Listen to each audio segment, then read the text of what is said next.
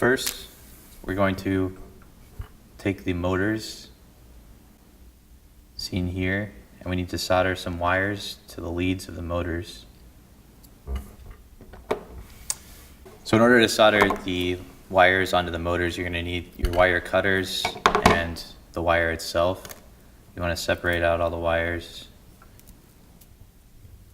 and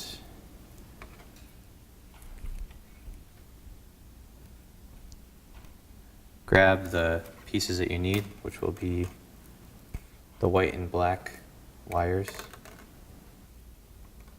Can't believe they're twisted together like this. So you're going to strip the ends of the wire.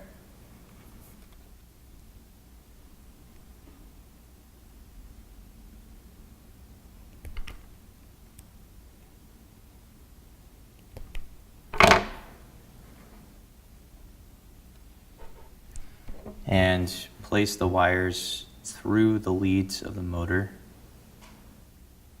on both sides.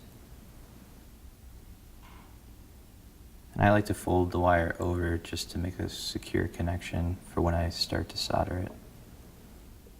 I just do that with my hands, but you can also use the end of the wire cutters to grip onto it. You want to place the motor flat on the desk so you have access to get your soldering iron into place. Grab the soldering iron, and place solder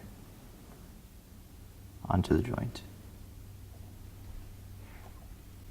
Once the wire is soldered into place, you want to make sure that you give it a little bit of flexibility to run and not rip this copper piece off of the motor.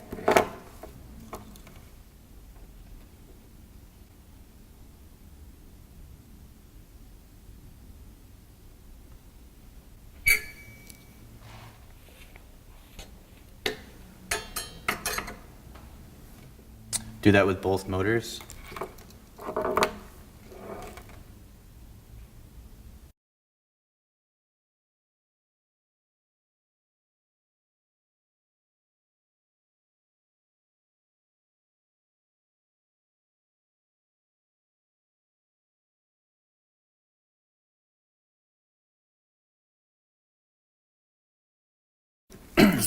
Once you've soldered the wires onto the motors, you're ready for mechanical assembly.